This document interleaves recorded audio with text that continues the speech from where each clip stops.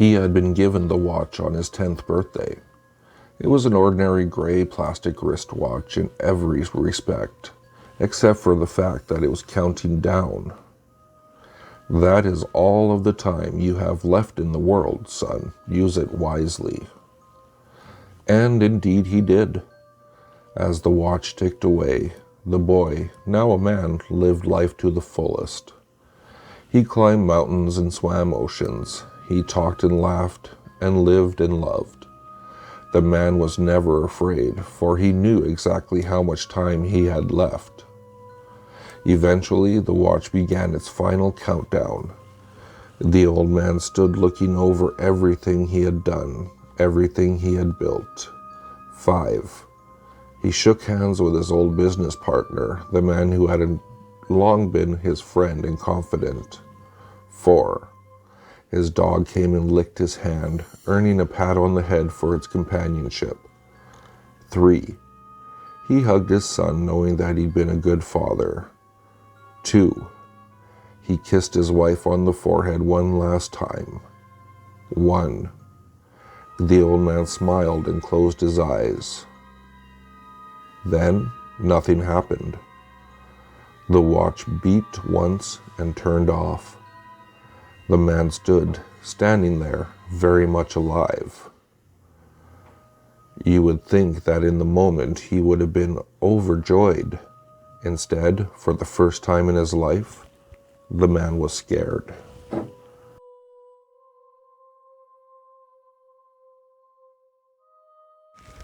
There was a young couple who had just gotten married. The wedding was wonderful, and they took many photos so that they remember the happiest occasion forever. For their honeymoon, they traveled to France and stayed in a dark old mansion. The first night, the young woman felt scared, and despite her husband's attempts to reassure her, she could not sleep. To clear her head, she decided to go downstairs to the library and read a little.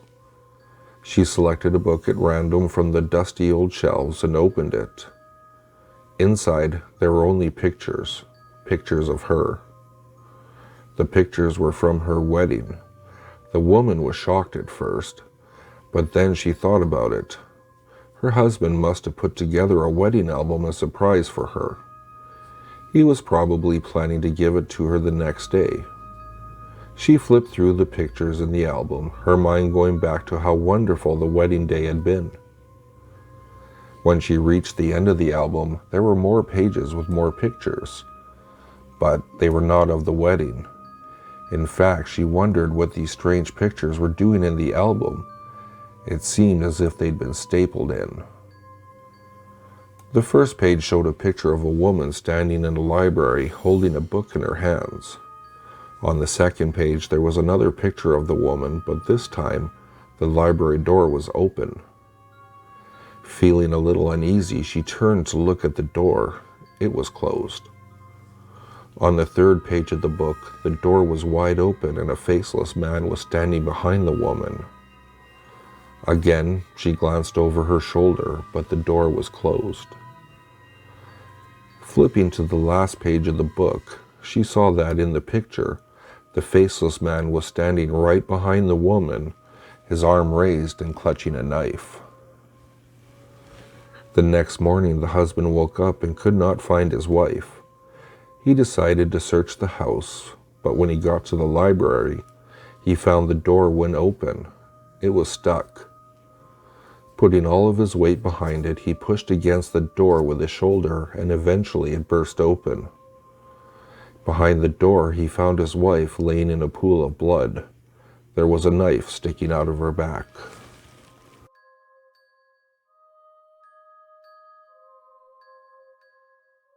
There was a hunter in the woods who, after a long day hunting, was in the middle of an immense forest.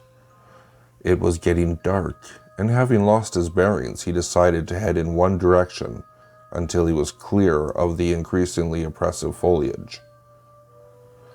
After what seems like hours, he came across a cabin in a small clearing. Realizing how dark it had grown, he decided to see if he could stay there for the night. He approached and found the door ajar. Nobody was inside.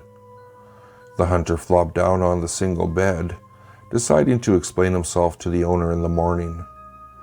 As he looked around, he was surprised to see the walls adorned by many portraits, all painted in incredible detail.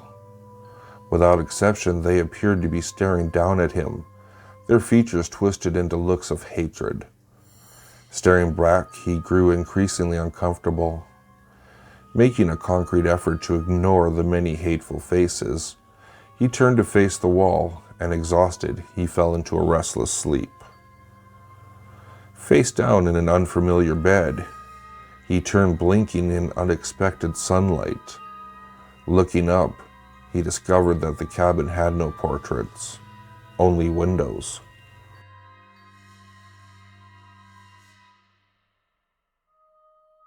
An elderly man was sitting alone on a dark path. He wasn't sure of which direction to go, and he'd forgotten both where he was traveling to and who he was.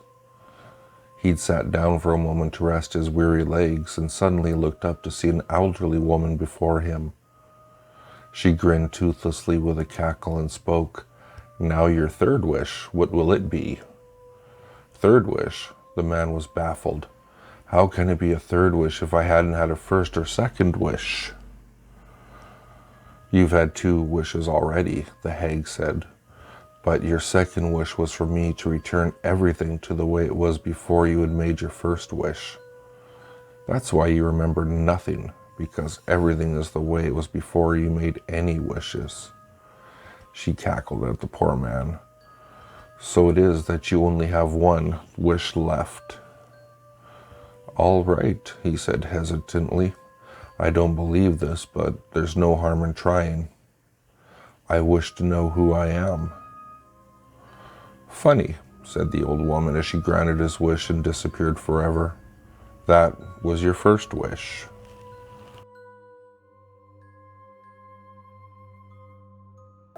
If you like what you heard, please like, subscribe, and share with your friends. If you'd like to, you can follow me at Twitter.